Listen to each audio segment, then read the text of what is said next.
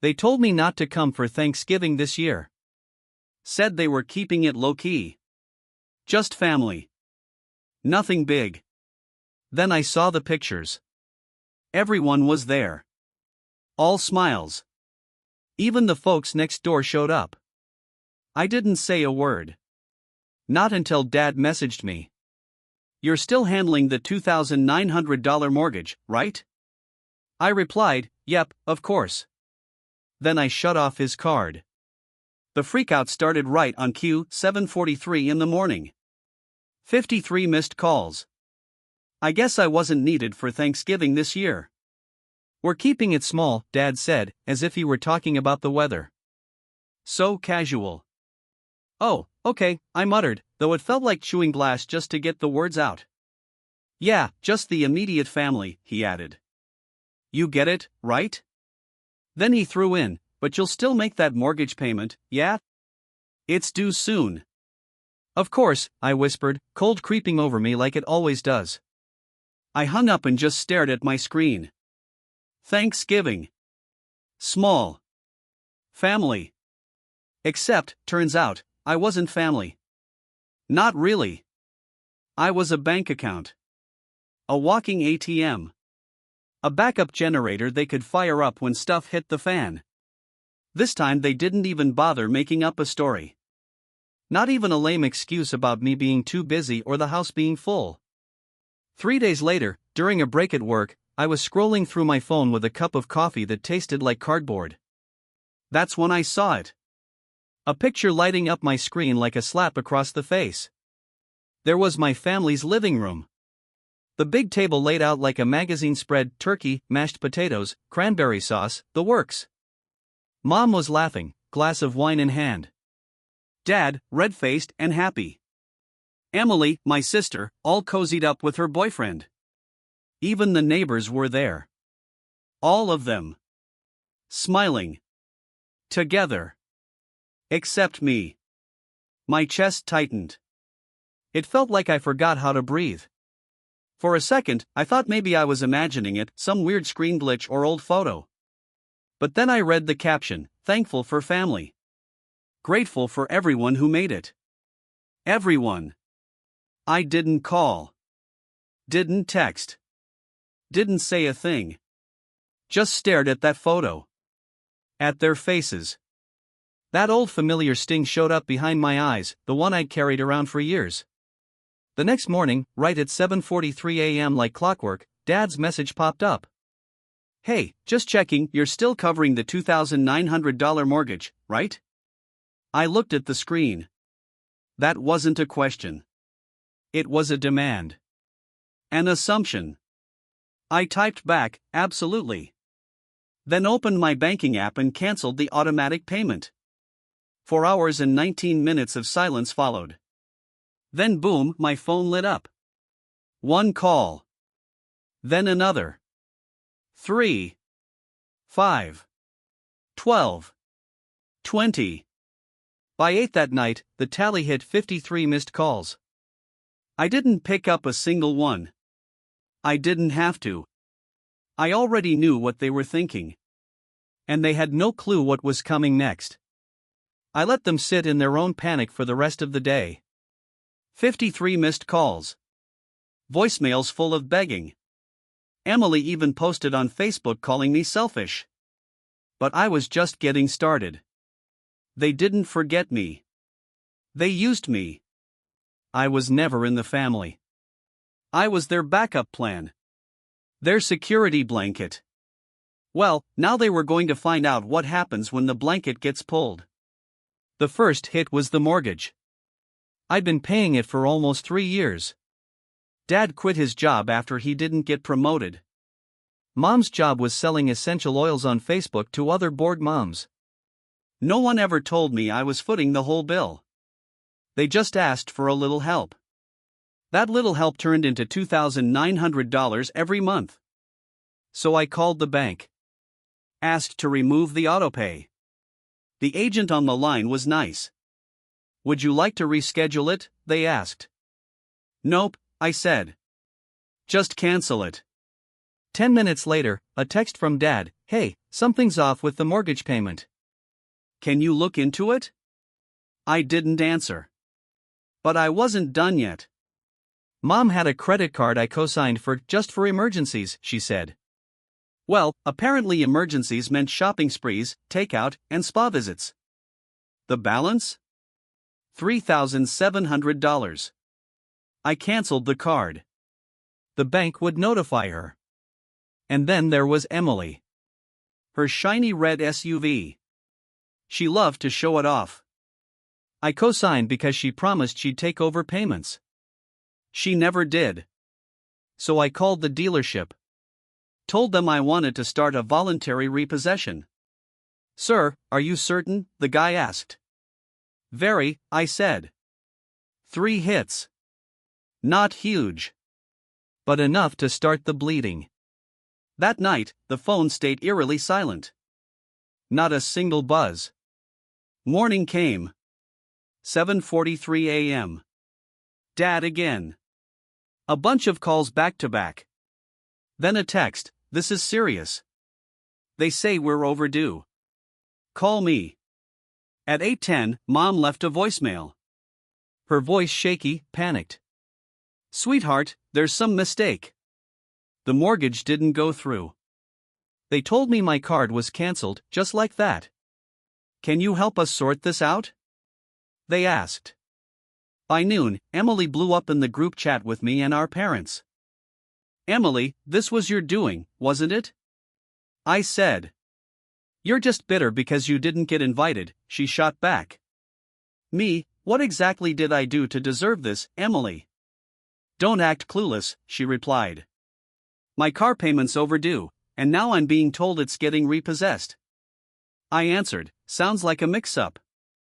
Maybe try paying it yourself for once?" Silence fell over the chat. Then she messaged me privately, "You're only doing this to get back at us because you're upset. You always have been." "Jealous," she added. "Because Mom and Dad love me more." Go ahead, tear it all down. That's the only way you ever feel important. That word, jealous, stuck in my head like a lit match near gasoline. I tapped on her profile. Scrolled through photo after photo, her smiling with my parents, snapshots from vacations, birthdays, holidays I wasn't even told about. With each swipe, the dull ache inside me hardened into something sharp and cold. Then I saw it. A post from 2 weeks ago. Family is everything. So grateful to have real family around. Real family. I felt bile rise in my throat, but I swallowed it down. No more tears. No more rage. Just action. That's when I remembered Mrs. Whitaker, the nosy neighbor next door.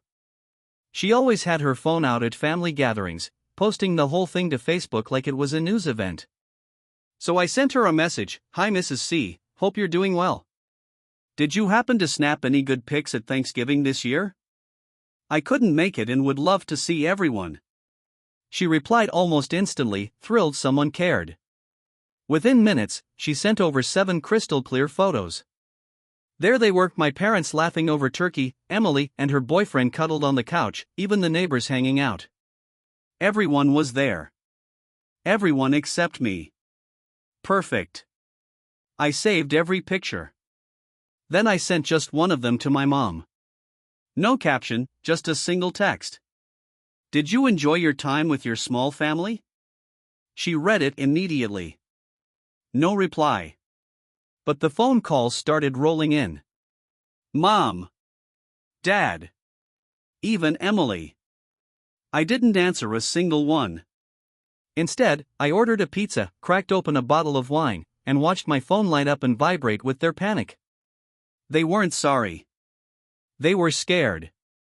Because what they feared more than losing me was losing access to my money. The next morning, Dad tried to flip the script. "Enough of this. We raised you," he texted. "We sacrificed everything. And this is how you repay us?" I fired back. "Raised me? You reused me. This isn't payback, it's a refund." By that afternoon, Emily had posted a status update. Some people will tear down their own family just to get attention. But real family never gives up. She made it public. The comments came fast: cousins, aunts, old family friends chiming in about how ungrateful I was. They wanted a spectacle? Fine. I'd give them one. I went through all my messages, collecting every plea for money, every promise that this is the last time, every emotional manipulation. I took screenshots, me covering their bills while they called me soft behind my back. Then I put it all together. A clean, organized folder full of receipts. Evidence of every betrayal in vivid detail. And to make sure nothing got twisted, I posted on my own profile. Family isn't just who you're born to. It's the ones who stand by you. For years, I paid their bills, cleaned up their messes. And the second they didn't need me, I disappeared. But not anymore. I'm done being a ghost. I'm not their safety net. I attached a photo, everyone smiling, laughing. The family I was never invited to join. And I hit post. The reactions came instantly. Comments flooded in, some in support, some in shock, and plenty accusing me of being overdramatic. I didn't care. The truth was out. They wanted me invisible. Now they couldn't look away. I sat back on the couch, watching the chaos unfold. Notifications piled up, missed calls from mom, angry texts from Emily, voicemails from dad bouncing between threats and begging. I ignored every one. I didn't have to say a thing. The truth had already spread like wildfire, and they were stuck trying to stomp it out with lies. But I wasn't finished. Not yet. That's when Mom texted me. The neighbors are having a 4th of July barbecue. You should come. It'll be fun. Everyone wants to see you. We'll show them what a strong family we are. A strong family. They still thought they could prop me up as their successful son, show me off to the neighbors like everything was picture perfect. Pretend nothing happened. They wanted another show. Fine. I'd give them one they'd never forget. July 4th, Independence Day. Flags fluttered on porches, the air heavy with barbecue smoke and laughter spilling from every backyard. A celebration of unity. The perfect place for truth. They didn't realize this would be their last performance. Mom texted me the day before. The neighbors are having a barbecue. You should come. It'll be fun. Everyone wants to see you. We'll show them what a strong family we are. A strong family, that's really what they believed. They honestly thought they could trot me out like some success story, the golden son who always comes through when they need something. Smile for the neighbors, soak in the praise, then slide right back into treating me like their personal ATM. I said I'd come, but this time, I wasn't showing up as their dutiful son. I was showing up as the truth. I got there a little late. The backyard was already full of guests. There was music playing, people laughing, and the smell of burgers drifting through the air. Right in the middle stood my family, decked out in red, white, and blue like they were hosting some patriotic magazine shoot. There he is. Dad's voice boomed as soon as he spotted me, his grin stretched too wide to be real. Our son. Always there when we need him, huh? Mom hurried over, grabbing my arm. Her smile was so forced it almost looked painful. We're such a happy family, she said loudly. And our boy's always here to help us out. Emily, holding a drink, threw me a smug little look. Yeah, always so generous, she added. We couldn't do it without him. A few neighbors turned toward me, nodding like they were impressed. Someone even raised a glass and said, "To a strong family." Strong, huh? I smiled to myself. For the first time in years, I actually felt calm. Really? I said, raising my voice just enough for everyone to hear. A strong family?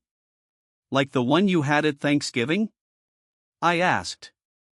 The one I wasn't invited to, but you all were? The laughter died instantly. Mom's face drained of color. Dad let out a nervous chuckle. Or maybe it's strong because I've been covering your mortgage for the last 3 years, $2,900 a month, and never even got a thank you. Now the neighbors were glancing at each other, the murmurs starting. And let's talk about Mom's emergency credit card, I added. $3,700 worth of shopping sprees and spa days. But she never worried about it because she knew I'd take care of it. Stop it, Emily snapped, stepping toward me, her cheeks flushed. Are you really trying to ruin this for us? Ruin it? I pulled out my phone. If telling the truth ruins you, then maybe the lies were the real problem. I tapped the screen, and the big outdoor TV meant for movie night lit up. The first image appeared, my family's Thanksgiving dinner. Everyone laughing, smiling, gathered together with the neighbors. Without me. There, I said. A small family get-together. Looks cozy. Just missing one person, me. Dad made a move toward the screen, but I stepped in his path. Don't, I warned. This is just the start. I swiped again. Now it was screenshots, texts, chats, messages. Mom, don't worry, he always pays. He's too soft to say no. Emily, I'll just say it's for the kids. He won't dare say no. Dad, he gets mad, but he always helps in the end. The whole yard went silent. Someone pulled out their phone and started recording. Is this true, Emily? Someone asked quietly. I turned to her, locking eyes. All this time, you've been lying about me, I said. Calling me selfish. Saying I'm greedy. But the truth is, you've been milking me dry. You're insane, she shouted, throwing her drink to the ground, the glass shattering at her feet. You just want to make us look bad. Look bad? I laughed. I'm not making anything. I'm just revealing what's already there. Mom's voice trembled. Please, she whispered. Not here. Not in front of everyone. This is a family gathering. Family? I raised my phone even higher. You're not a family. You're a pack of users. You take and never give anything back. Dad grabbed my arm, trying to drag me away. Enough. Stop this now, he growled. You're embarrassing us. Embarrassing? I yanked my arm free. What's more embarrassing, airing this out, or being your personal wallet for years? Your fallback plan? You used me. And now? I glanced around the yard. I'm done. Some neighbors looked stunned. Others watched like they were glued to a soap opera. A few looked disgusted. They didn't invite me to Thanksgiving, I told them. They called me selfish. But the only time they've ever loved me is when I had something to give. Emily lunged for the TV, trying to shut it off, but the images kept playing. Every screenshot. Every insult. Every phony apology. Stop it, she screamed, her voice breaking. You're ruining everything. Yes, I said, my voice steady and clear. I am.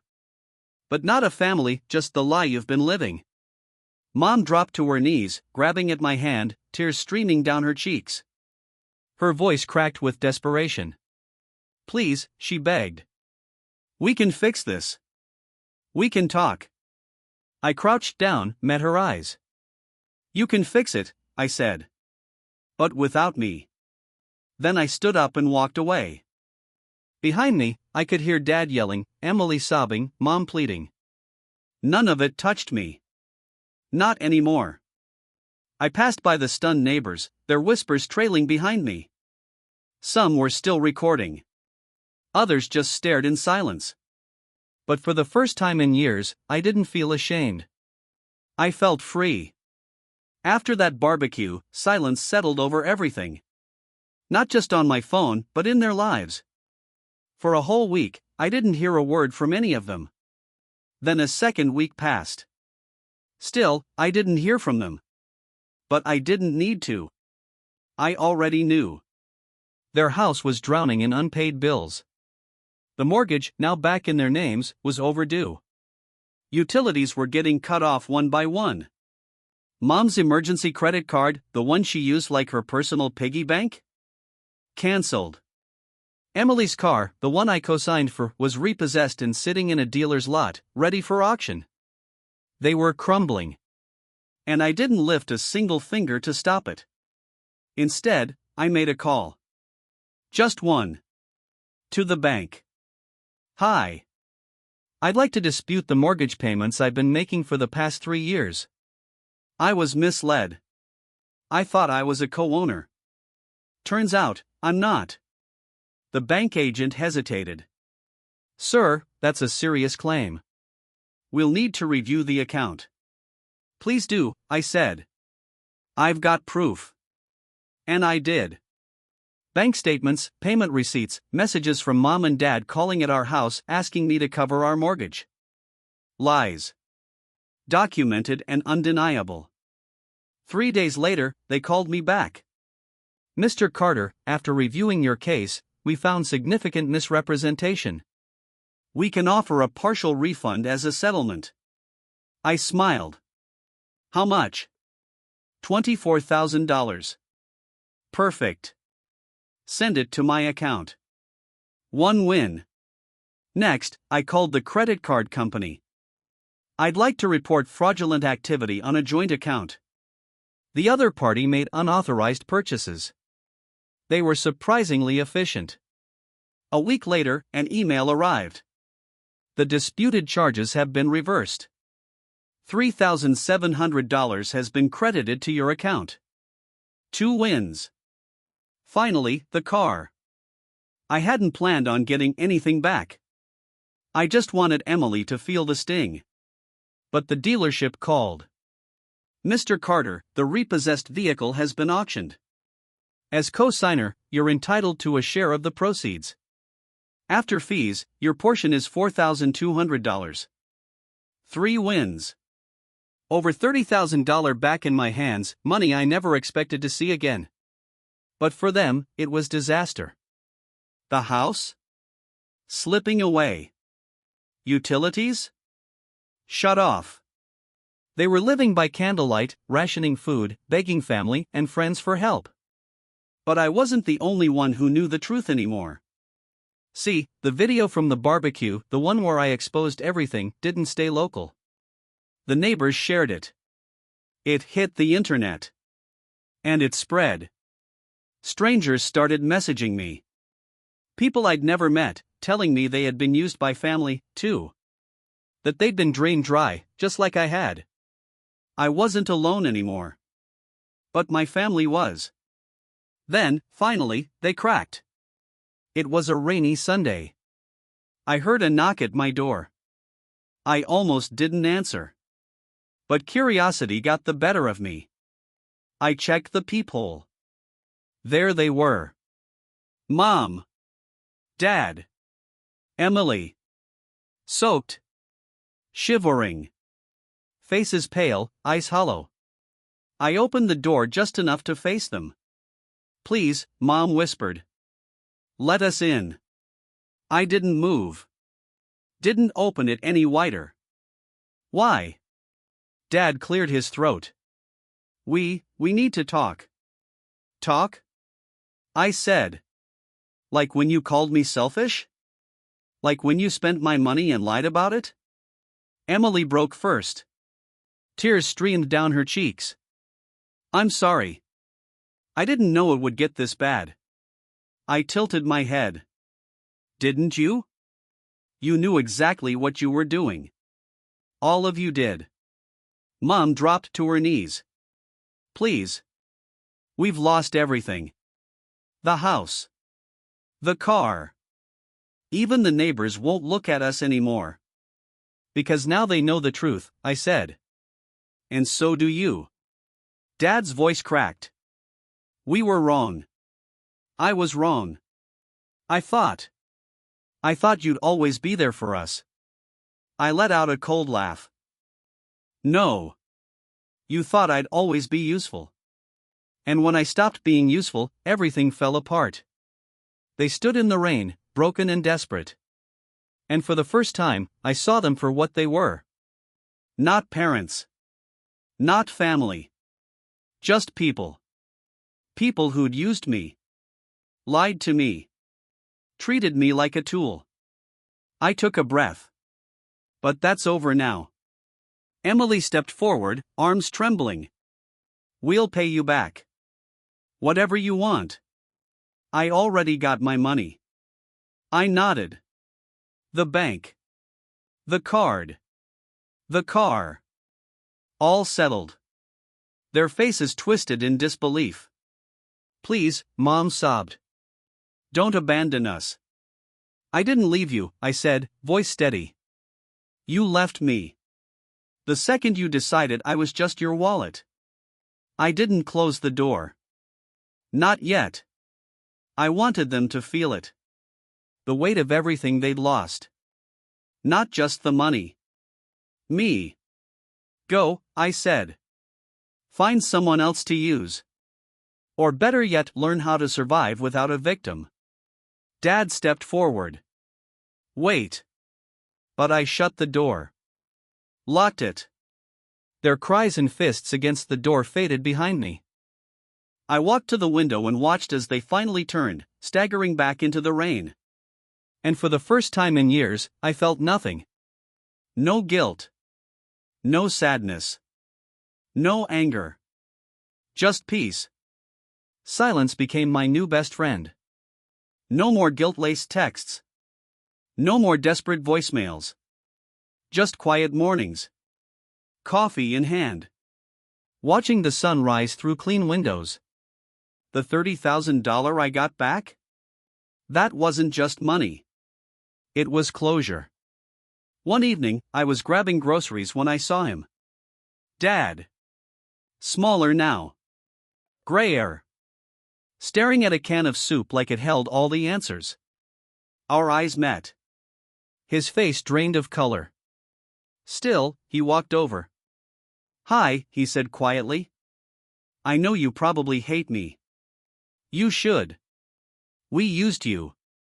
Treated you like a bank. He paused, swallowing hard. I didn't think you'd ever walk away. I didn't say a word. I let the silence speak for me. I thought I was teaching you to help family, he said. But I was just taking. He looked down. And now it's all gone. The house. Your mom's staying with Emily, but they barely speak. I nodded once. No. You thought I'd always be your tool. And when I stopped, your world fell apart. Tears shimmered in his eyes. Can you ever forgive me? I looked at him for a long moment. I don't know, I said. But I do know this, I won't be your victim anymore. He nodded. Broken. Then he turned and disappeared into the aisles.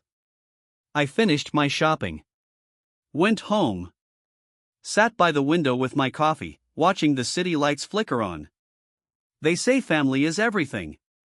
But I learned something better. Respect is everything. Trust is everything. And freedom? Freedom is priceless.